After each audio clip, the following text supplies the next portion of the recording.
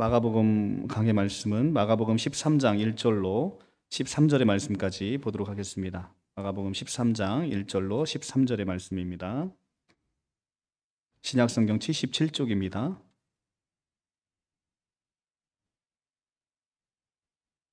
제가 봉독해 올리도록 하겠습니다. 예수께서 성전에 나가실 때에 제자 중 하나가 이르되 선생님이여 보소서 이 돌들이 어떠하며 이 건물이 어떠하니이까. 예수께서 이르시되 내가 이 큰 건물들을 보느냐. 돌 하나도 돌 위에 남지 않고 다 무너뜨려지리라 하시니라.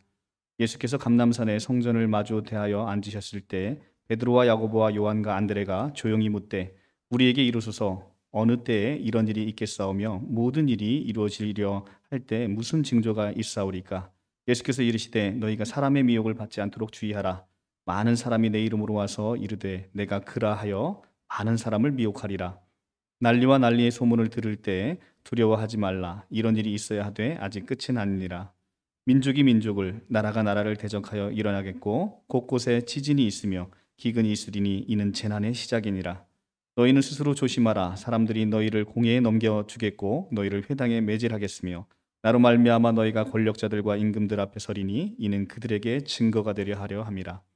또 복음이 먼저 만국에 전파되어야 할 것이니라. 사람들이 너희를 끌어다가 넘겨줄 때 무슨 말을 할까 미리 염려하지 말고 무엇이든지 그때 너희에게 주시는 그 말을 하라. 말하는 이는 너희가 아니요 성령이시니라.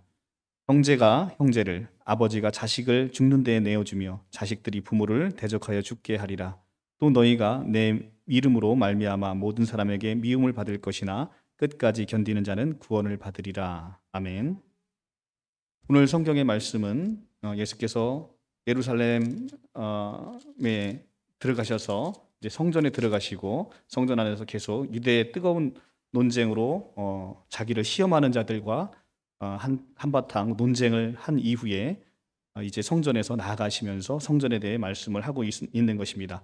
마가복음 13장 1절에 가면 예수께서 성전에서 나아갈 때라고 표현이 되어 있습니다. 예수께서 성전에서 나아갈 때라는 표현은 단순히 나가신 어떤 물리적인 행동을 얘기하는 것이 아니라 성전에서 예수께서 열매 맺지 못하는 성전을 저주하시고 열매 맺지 못하는 성전에 마음을 떠나 보낸다라는 의미를 내포하고 있는 것입니다. 그래서 예수께서 성전에서 나가실 때라는 의미는 성전의 마음이 떠나서 이제는 나가시는 것을 의미한다라고 우리가 볼 수 있습니다.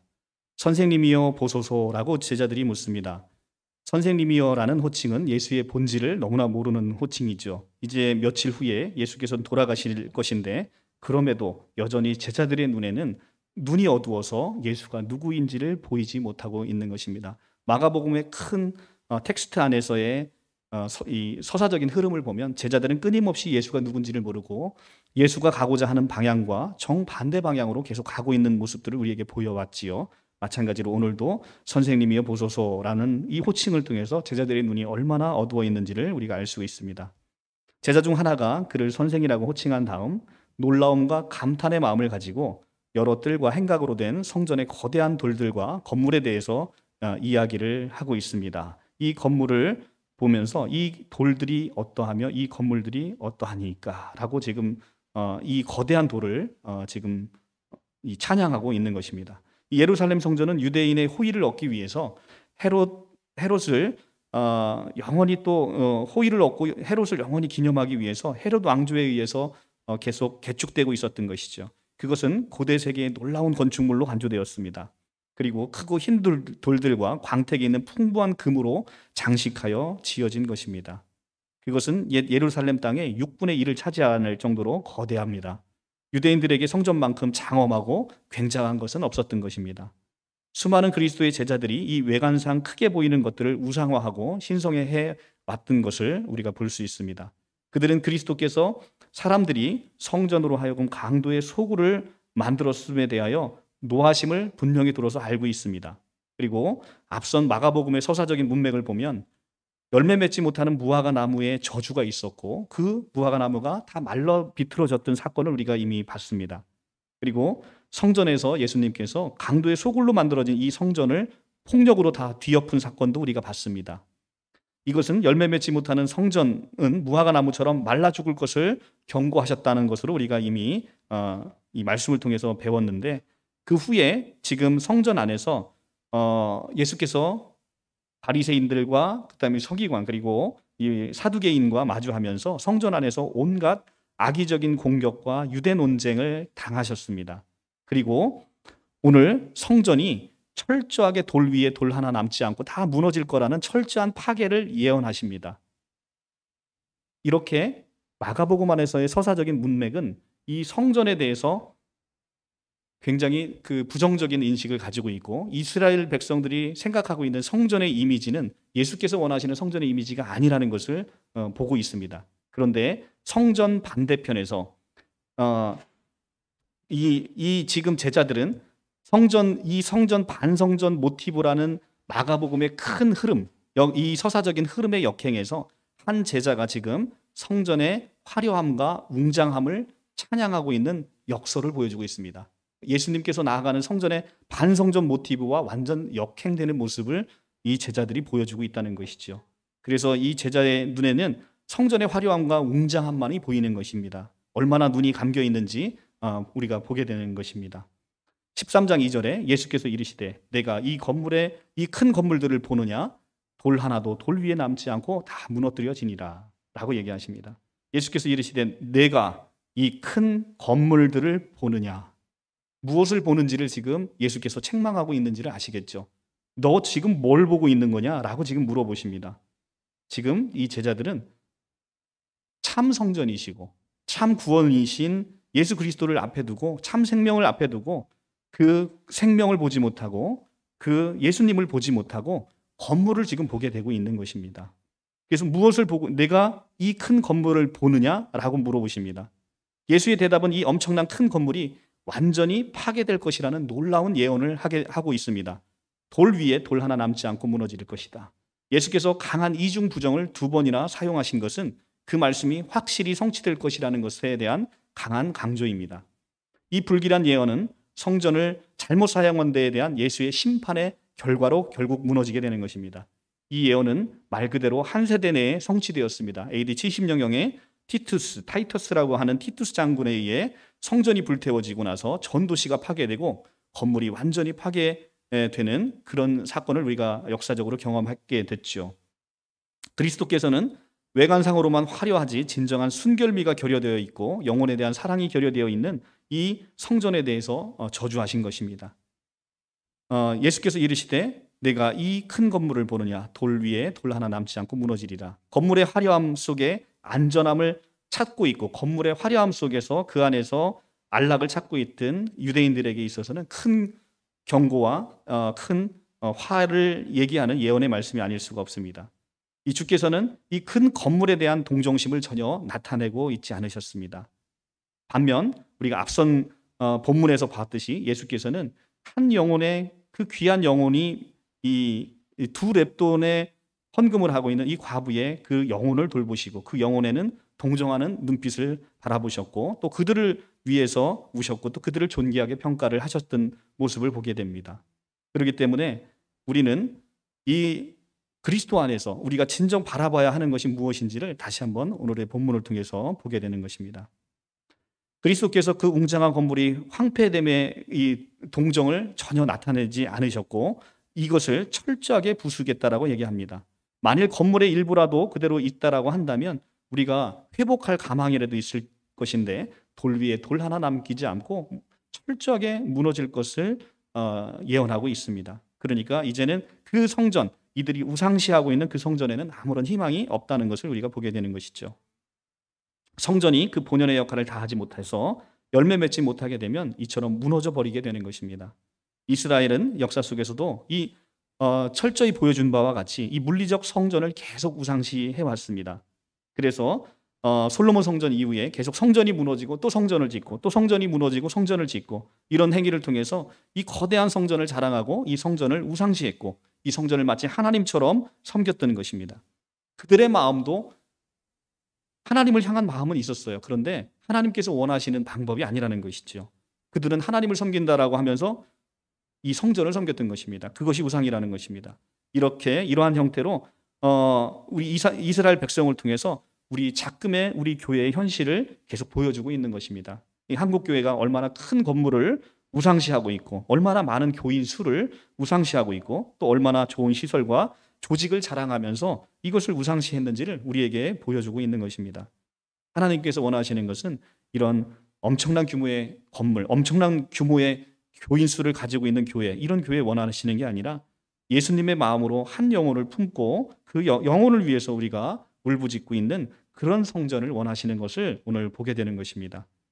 이렇게 우리가 이스라엘 백성들처럼 우리가 잘못된 이 교회상을 가지고 이런 교회상호를 통해서 우리가 영혼을 품지 못하고 건물의 외적인 모습과 또 건물의 어떤 좋은 시설이라든가 교인 수라든가 이런 조직을 우리가 자랑하면서 우리가 사역을 할 때 이 교회는 철저하게 하나님께서 돌 위에 돌 하나 남기지 않고 무너뜨리는 그런 교회가 된다는 것을 우리에게 경고로 보여주고 있습니다. 이 성전이 무너지는 본문을 마가의 텍스트 안에서 보다 깊이 영적으로 한번 살펴보도록 하겠습니다. 지금 예수님께서는 예루살렘에 왜 들어오셨습니까? 이제 십자가에 달려 죽으시러 왔습니다. 이제 며칠 있으면 오늘이 지금 화요일입니다.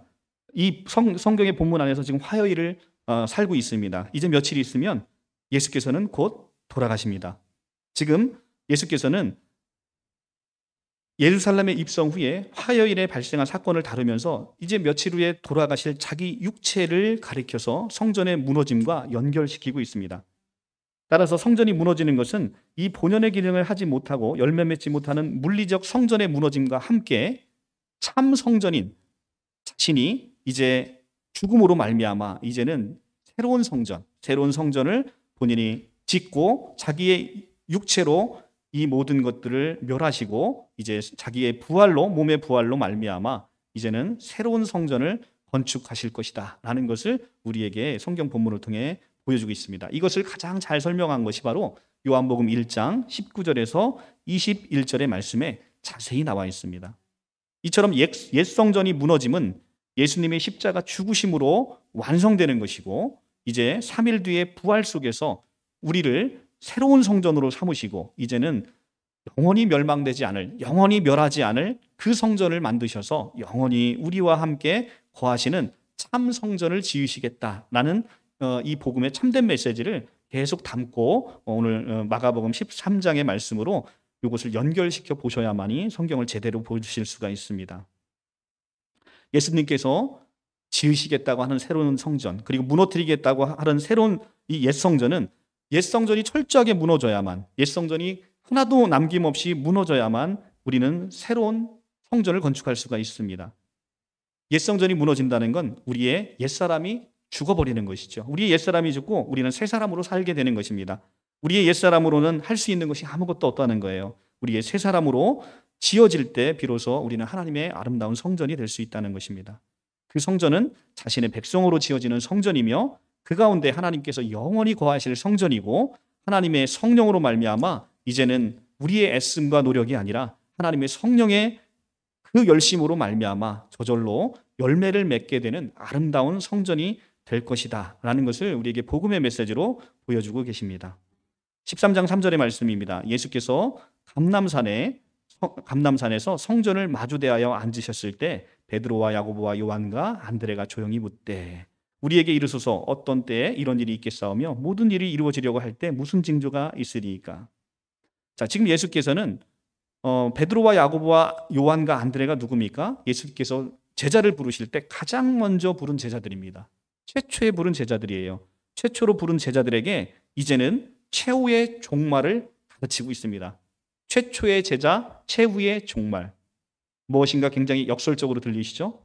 이 기드론 골짜기에 가로질러 감람산 꼭대기에 이르러서 예수와 그 제자들은 성전을 마주 바라보고 있습니다.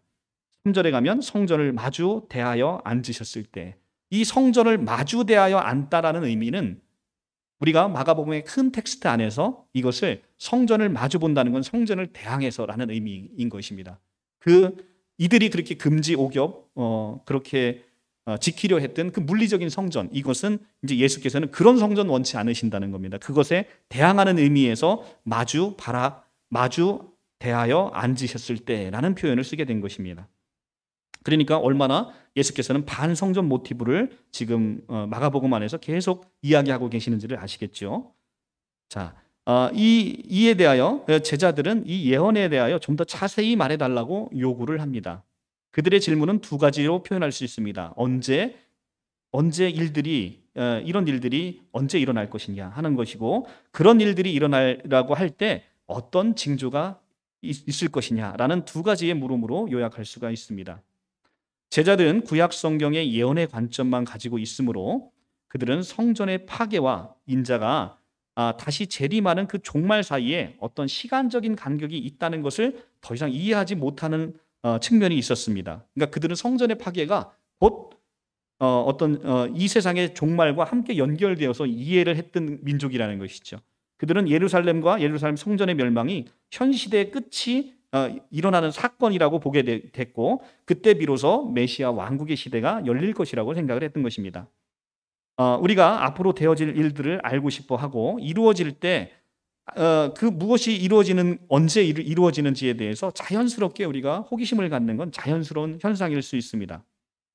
그리고 우리가 행해야 될 의무에 대해서 그 의무에 대해서보다는 그 마지막 때에 일어나는 일들에 대해서 계속 호기심을 갖게 되는 그런 모습들을 우리가 보게 됩니다. 그런데 이것이 극단적인 모습으로 나타나는 것이 바로 이단 사이비들에서 이런 모습들이 이 재림의 마지막에 관한 징조들을 통해서 극단적인 모습으로 극단적인 종말론을 주장하면서 나타나게 되는 것이죠.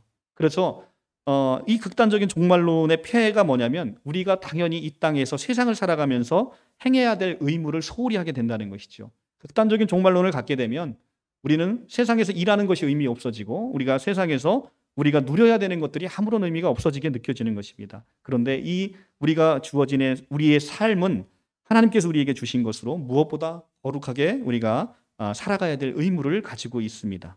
그렇기 때문에 극단적인 종말론에 치우쳐서 이 세상의 징조만을 바라보면서 늘 두려움과 초조함으로 살아가는 것은 그리고 또 세상과 단절돼서 이 극단적인 종말론을 추종하며 살아가는 것은 우리가 이 땅에 살아가는 데에 비극의 단초가 되는 모습을 우리가 종종 보게 됩니다.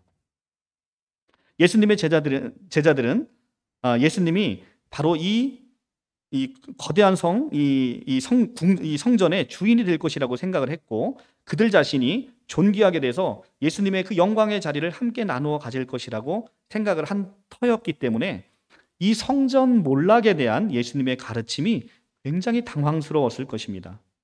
그러므로 그들은 주님과 홀로 있을 때 이 문제에 대해서 아주 조용히 다가와서 묻게 된 것이지요. 이들의 이 성전이 돌 위에 돌 하나 남지 않고 무너지겠다라는 말씀을 들었을 때 굉장히 충격적이었을 것입니다. 그래서 감람산에서 성전에 대하여 앉으셨을 때 이 네 제자가 조용히 물었다라고 지금 얘기를 하고 있습니다. 13장 5절에 예수께서 이르시되 너희가 사람의 미혹을 받지 않도록 주의하라. 13장 6절 많은 사람이 내 이름으로 와서 이르되 내가 그라하여 많은 사람들을 미혹하리라. 우리 주 예수께서 그의 질문에 대답하시면서 그들의 생각에 직접적으로 대답하시어서 호기심을 만족시켜 주기보다는 32절로 뒤에 가면 나오는데 때와 기한은 너희가 알 바 아니요 아버지의 권한에 속했다라고 일단 전제한 다음에 이들에게 있어서 주의할 사항을 언급하심으로 직접적인 호기심을 만족시켜 주지는 않습니다.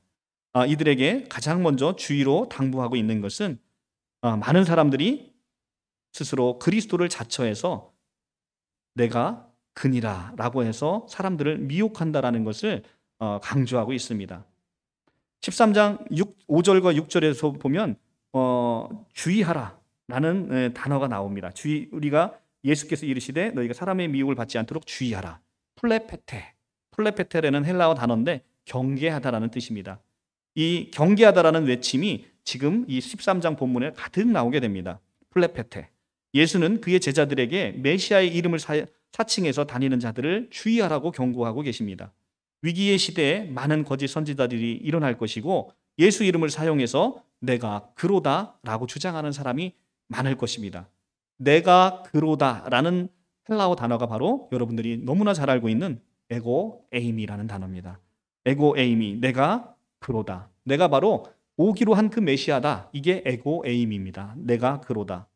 우리 이만희 총회장님 에고에임이 자주 하시면서 본인이 사람이랍니다. 본인 하나님 아니라고 얘기하십니다. 근데 이 에고에이미는 바로 모세에게 떨기나무에서 나타나신 하나님께서 자기를 표현하실 때 에고에이미 하신 바로 그 단어인 것이죠. 그러니까 내가 재림주라고 얘기할 때 그 재림주는 에고에이미입니다. 그것은 하나님을 얘기하고 있는 것이죠.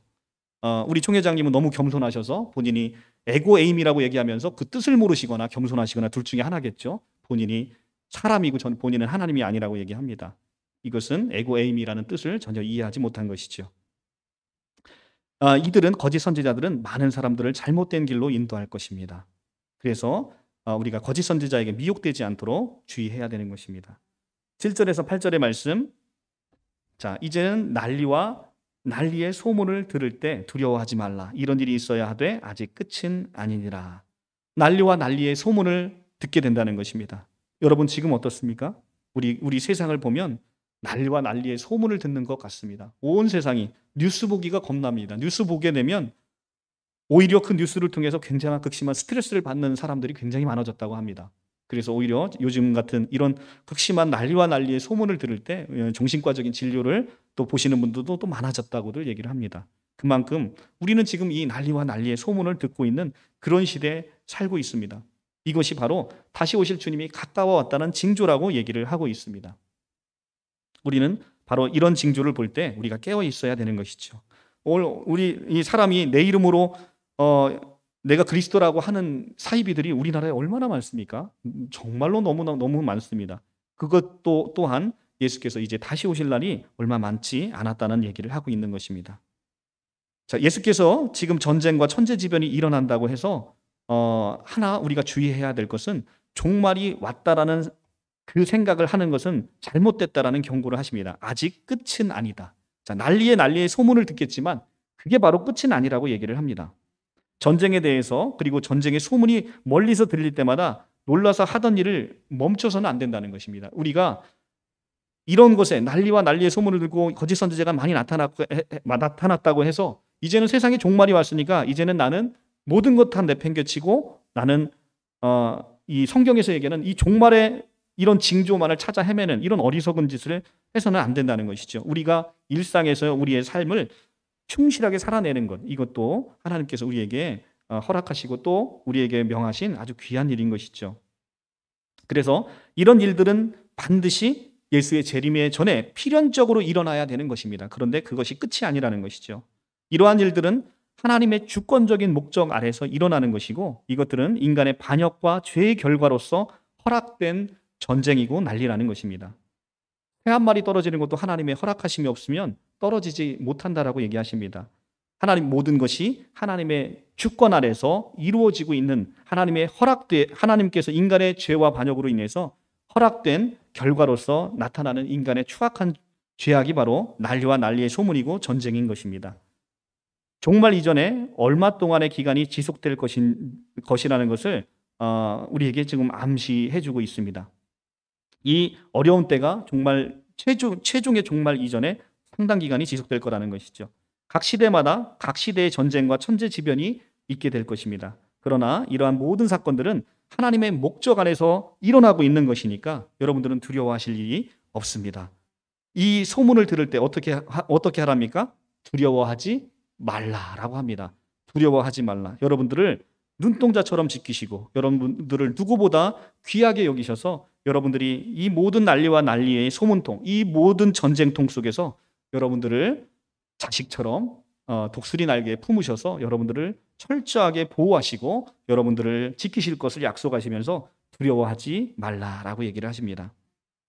8절에 민족이 민족을, 나라가 나라를 대적해서 일어나겠고 곳곳에서 지진이 있으며 기근이 있으리니 이는 재난의 시작이라.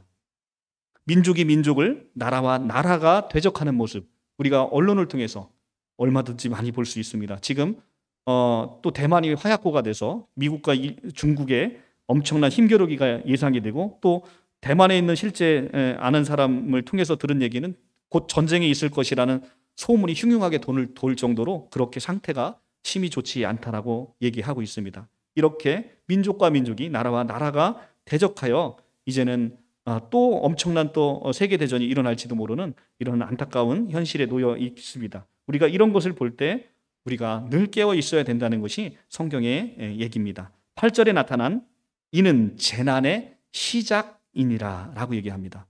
여기서 번역된 재난이라는 것은 아주 심한 번역상의 오류를 범하고 있습니다.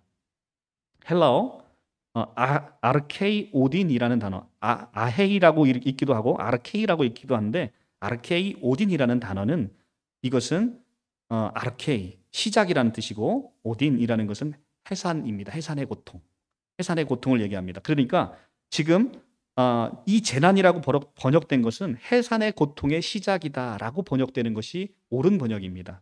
그런데 이것을 재난이라고 번역하니까 문맥의 의미가 굉장히 이상하게 이해가 되는 겁니다. 영어 성경을 보면 The beginning of the birth pains 이렇게 번역되어 있어요.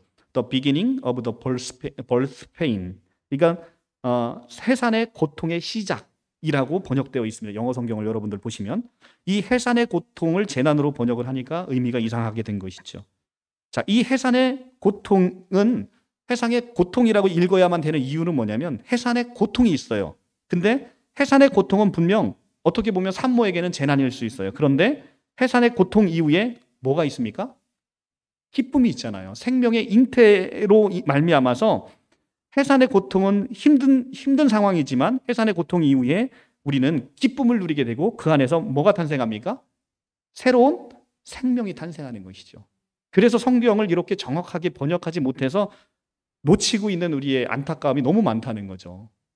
굉장히 그래서 여러분들이 영어는 이제 누구나 하실 수 있는 거니까 영어 성경을 같이 함께 보시면 훨씬 그 문맥의 의미를 풍성하게 이해할 수가 있습니다. 바로 이것은 해산의 고통의 시작이라. 해산의 고통의 시작이라는 것은 바로 성도들에게도 물론 이 세상의 난리와 난리는 우리 모든 사람들에게 있어서 성도들에게서도 고통입니다. 우리도 이 난리를 피해갈 수 없어요. 그런데 이 난리는 우리 성도들에게 뭐라는 겁니까? 해산의 고통이라는 거예요. 그러니까 이것은 곧 기쁨의 시작인 것이고 생명의 시작이라는 것입니다.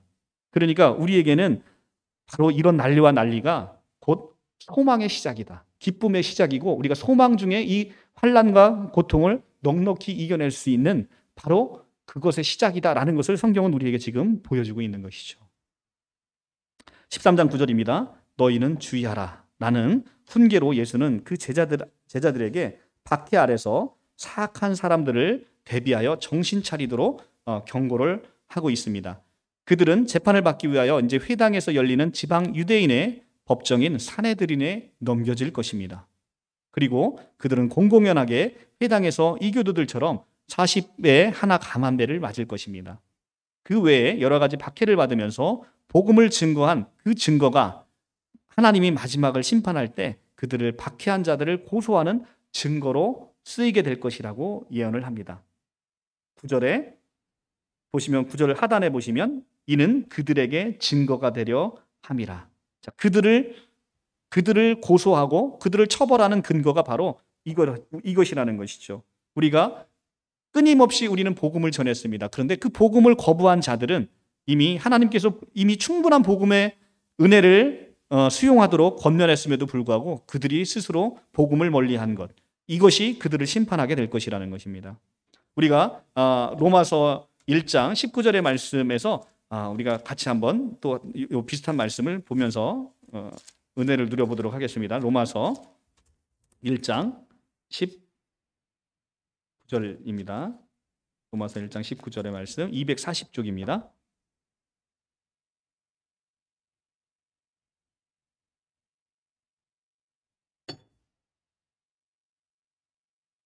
(240쪽) 이는 하나님을 알만한 것이 그들 속에 보임이라.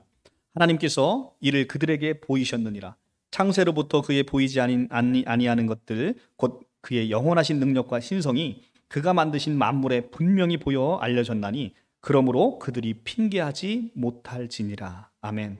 하나님께서는 자신이 누구인지를 끊임없이 우주 만물을 통해서 끊임없이 영원한 능력과 신성을 보이셨다는 것입니다. 그래서 그들이 핑계하지 못하도록 한다는 것입니다. 마지막 심판 때에 악인들은 그렇게 하나님에게 외칠 것이죠. 하나님, 저는 하나님이 계신지 몰랐어요 라고 얘기를 할 텐데 하나님 계신지 몰랐다라는 것을 핑계대지 못하도록 우주 만물 가운데 하나님의 능력과 신성을 다 부어뒀다는 거예요. 그리고 특별히 이 성경을 통해서 하나님의 계시의 말씀을 우리에게 허락하시고 또 많은 사람들로 통해서 너희가 예수 믿고 구원받기를 소원하는 그런 메시지를 주셔서 우리가 알게 모르게 많은 사람들이 이 복음에 대해서 증거함을 받았다는 것이죠. 그것이 우리를 마지막 때 우리를 심판하는 하나님의 정당성을 갖게 만든다는 것입니다.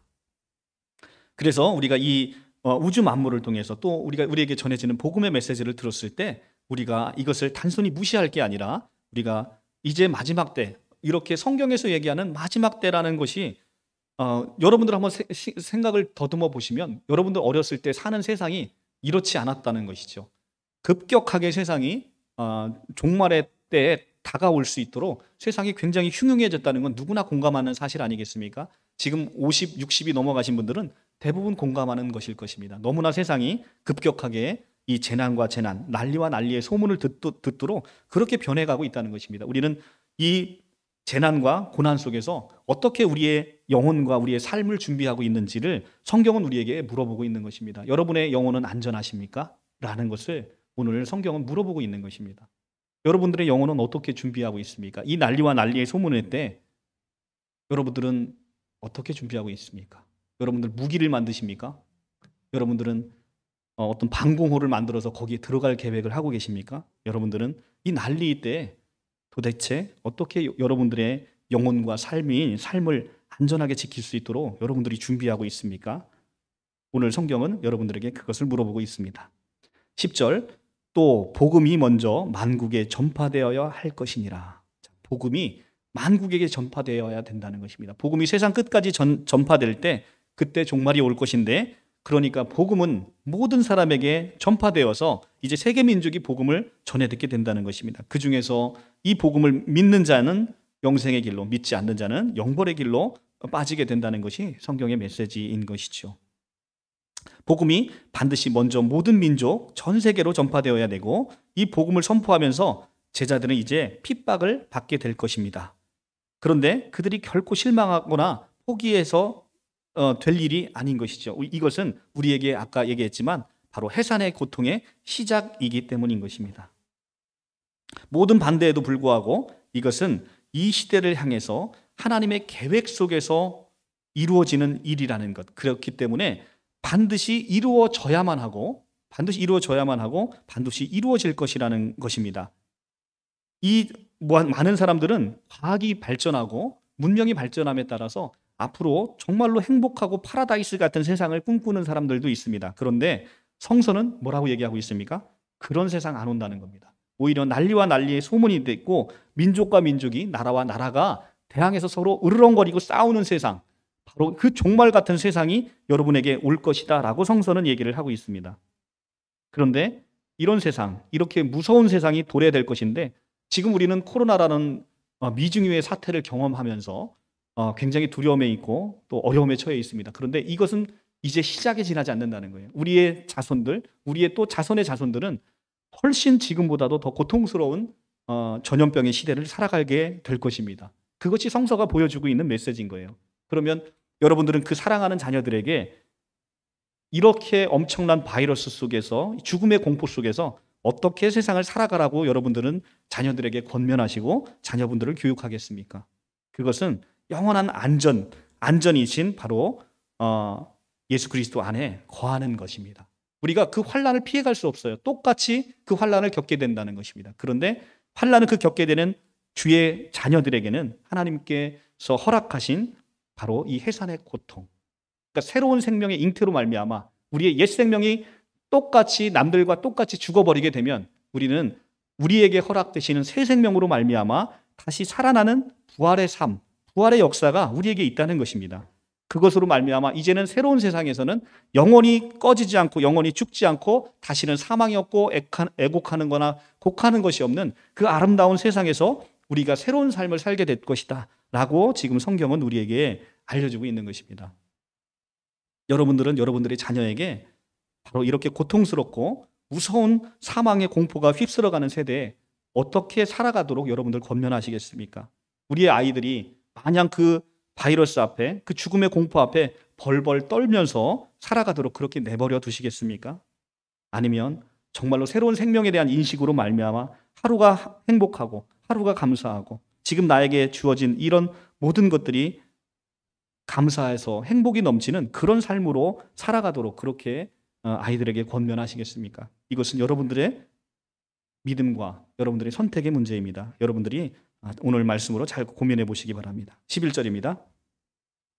사람들이 너희를 끌어다가 넘겨줄 때 무슨 말을 할까 미리 염려하지 말고 무엇이든지 그때 너희에게 주시는 그 말을 하라. 말하는 이는 너희가 아니요 성령이시니라. 제자들은 체포되어 복음을 전했다는 이유로 재판에 넘겨질 때 변명하기 위해서 염려할 필요가 없다는 것입니다. 그들은 그 순간 하나님께서 주시는 그 말을 하면 되는 것입니다. 그들이 두려움에도 불구하고 적당한 시기에 적당한 것을 담대하게 말할 수 있는 힘을 주신다는 것이죠. 우리가 이 본문 안에서 그렇다고 해서 하나님께서 꼭 석방이라는 것을 보장해서 제자들을 보호해주겠다 이런 말은 아닌 건 여러분들 아시겠죠? 우리도 이 환난의 때를 피해갈 수가 없어요. 그런데 하나님께서는 우리에게 결국 우리의 가장 궁극적인 것에 새 희망을 주심으로 말미암아 지금의 고난과 고통의 삶을 넉넉히 이길 수 있는 힘을 주신다는 것입니다. 우리는 우리의 존재의 목적을 다하도록 그렇게 하나님께서 우리를 인도하신다는 거예요.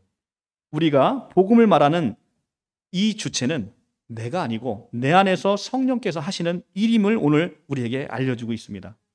우리가 예수 그리스도를 주로 고백하고 예수 그리스도를 주로 찬양하고 주를 부르는 모든 것이 우리 자신의 일이 아니라 바로 우리 안에서 일하시는 성령의 일이라는 것입니다.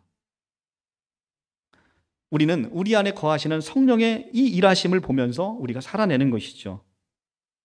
너희 안에서 행하시는 이는 하나님이시니 자기의 기쁘신 뜻을 위하여 우리 마음 가운데 소원을 두고 행하게 하시나니 라고 얘기를 하고 있습니다. 이 빌립보서 4장의 말씀을 여러분들이 가슴 깊이 한번 새겨보시길 바랍니다.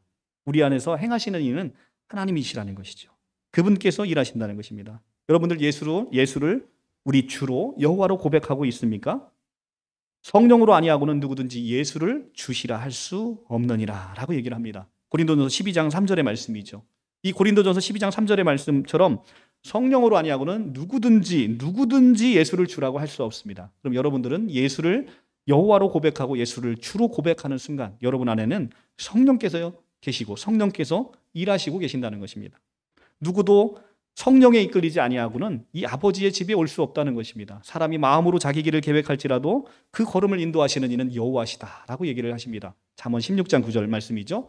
그러니까 여러분들은 여러분들의 뜻으로 이곳에 오셔서 예배드린다라고 생각할지 모르지만 성경은 뭐라고 얘기하냐면 그것이 아니다라고 얘기합니다. 여러분의 발걸음을 인도하시고 여러분이 예수를 주라고 고백하는 것은 바로 성령의 일이라는 것입니다. 성령이 우리 안에 거하신다는 것은 여러분들이 이미 깨끗하게 죄사함을 받았다는 것입니다. 성령은 거룩한 영이기 때문에 더러운 곳에 잠시도 거하실 수 없습니다. 그러니까 성령이 내 안에 있다는 것은 이미 구원받은 백성으로서 새로운 생명, 영원한 생명을 허락받았다는 것입니다. 12절 13절입니다. 형제가 형제를 아버지가 자식을 죽는 데에 내주며 자식들이 부모를 대적하여 죽게 하리라. 그리스도의 제자들에 대한 반대가 공공연하게 일어날 것이고 또한 가까운 자기 친척들을 통해서 일어나게 될 것을 예고하고 있습니다.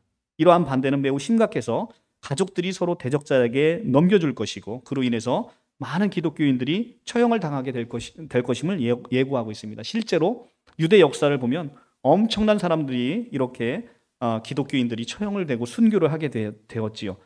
이것은 역사적으로 이미 우리에게 주어지고 있는 사실인 것입니다. 오늘날도 보면 형제와 형제가, 아버지가 자식을, 자식이 또 아버지를 대항해서 정말 뉴스를 틀어보면 정말 기가 차고 기가 찰, 이것이 바로 인간인가라는 생각이 들 만큼의 범죄들을 우리가 어떤 신문 기사를 통해서 보게 됩니다. 바로 이것이 우리 옛사람 안에서 우리가 가져지는 인간의 추악함을 그대로 드러내고 있는 것이죠. 세상이 말세가 되면서 그래서 사람들은 그런 뉴스를 접하면서 얘기를 합니다. 세상이 말세다라고 얘기를 합니다. 진짜 말세죠. 말세라는 건 세상의 끝이라는 것입니다. 이 말세는 예수 그리스도의 초림으로 이미 시작됐다는 게 성경의 증언입니다. 그렇기 때문에 예수님이 오신 그때 이미 세상은 악이 끝까지 넘쳐 있는 그런 세상을 살아가고 있었던 것이죠. 바로 2000년 전에 그 말세가 시작이 됐다는 것입니다. 지금 다시 오시는 그 재림의 때까지가 초림과 재림의 사이를 성경에서는 말세다, 세상의 끝이다라고 얘기를 하고 있습니다. 그래서 이런 경고에 관한 말씀은 예수를 위한 충성 때문에 박해로 고통당하는 로마에 있는 마가의 독자들, 마가의 그리스도인들에게 아주 지금 이 힘이 되는 그런 메시지를 전해주고 있습니다. 너희가 내 이름으로 말미암아 모든 사람에게 미움을 받을 것이나 끝까지 견디는 자는 구원을 받으리라라고 얘기를 합니다. 이런 이 고통당하는 문제에 대해서 지금 마가의 독자들에게 얘기하시고 또 계속해서 염려하지 말고 두려워하지 말고 계속 얘기를 하십니다. 그러니까 이 세상의 난리와 난리의 소문을 듣는다 하더라도 믿는 너희들은 전혀 두려워할 것이 없다. 내가 너를 구별하여 내가 너를 지명하여 불렀으니 너는 내 것이라 라고 선포하시면서 내가 마지막 때까지 너를 끝까지 지킬 것이다.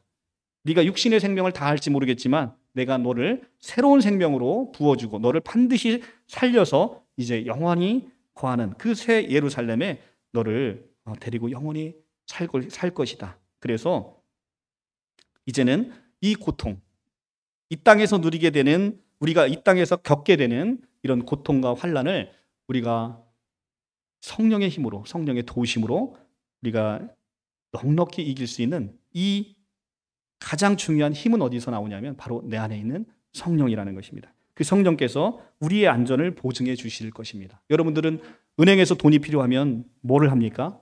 보증인을 세웁니다. 여러분들의 자력으로 되지 않으면 보증인을 세우게 됐습니다. 요즘은 보증제도가 점점 없어지고 있습니다만 예전에는 반드시 보증을 세우게 되어 있어요. 그런데 보증을 누구를 세우느냐에 따라서 돈 나오는 규모가 다르죠. 우리 이재용 회장님을 보증인으로 세우면 돈이 얼마나 많이 나오겠습니까? 그렇죠? 그러니까 보증인을 누구냐에 세우냐가 다르다는 겁니다. 그런데 여러분들의 그 구원의 확실함을 지금 누가 보증해 준다는 거예요? 성령께서 보증해 준다. 성령은 누구십니까? 성령은 하나님이십니다. 여러분들 에베소서로 한번 가보고 오늘 말씀 맺겠습니다. 에베소서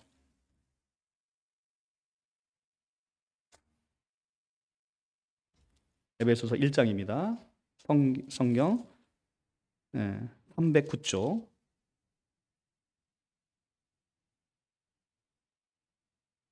1장 13절의 말씀입니다.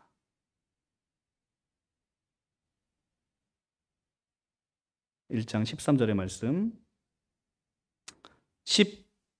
11절부터 보겠습니다. 모든 일을 그의 뜻의 결정대로 일하시는 이의 계획을 따라 우리가 예정을 입어 그 안에서 기업이 되었으니 이는 우리가 그리스도 안에서 전부터 바라던 그의 영광의 찬송이 되게 하려 하심이라. 그 안에서 너희도 진리의 말씀 곧 너희의 구원의 복음을 듣고 그 안에서 또한 믿어 약속의 성령으로 인치심을 받았으니 이는 우리의 기업의 보증이 되사 그 얻으신 것을 속량하시고 그의 영광을 찬송하게 하려 하심이라. 아멘. 지금 하나님께서 우리를 영원히 지키시겠다. 하나님께서 영원히 우리에게 영원한 생명으로 내가 너의 아버지가 되고 너는 내 아들이 되겠다. 그리고 나의 모든 것을 너와 함께 나누겠다라는 이 약속을 지금 누가 인치시고 보증하셨다는 겁니까? 성령으로 인치셨고 성령이 우리의 기업의 보증이 되셨다는 것입니다. 그러니까 우리는 성령이 누굽니까? 성령은 하나님의 거룩한 영, 성삼위 하나님 중에 한 분이십니다. 삼위일체 하나님의 그 제3격인 성령께서 그 성령 하나님께서 우리를 인치셨다는 거예요. 성령으로 인치셨다는 거예요. 우리를. 그리고 우리의 기업의 보증이 되게 하셔서 우리가 이제는 하나님께서 우리의 보증이 되셨다는 거예요. 성령 하나님이. 그러니까 얼마나 이 약속이 확실한 약속인지를 우리가 다시 한번 되새기시면서 마지막 때에 환난과 고통과 전쟁과 두려움의 소식이 들릴 때 믿는 여러분들은 이제는 한 영혼이라도 더 구원받을 영혼을 위해서 우리가 기도하고 그들에게 아름다운 복음을 전하고 이 복음을 전해 받아야만 비로소 우리가 이 두려움에서 벗어나서 영원히 행복한 삶을 누릴 수 있는 것을 우리가 성경에서 오늘 우리에게 보여주고 있는 것입니다. 성경은 여러분들에게 오늘 계속해서 묻지요. 여러분들 이 환난의 때 어떻게 여러분들 영혼은 준비하고 있습니까? 여러분들의 영혼은 안전하십니까? 라는 것을 오늘 묻고 있습니다. 여러분들 영혼은 주 안에 거할 때 성령으로 인치심으로 말미암아 안전하다는 것을 다시 한번 우리에게 보여주고 있습니다.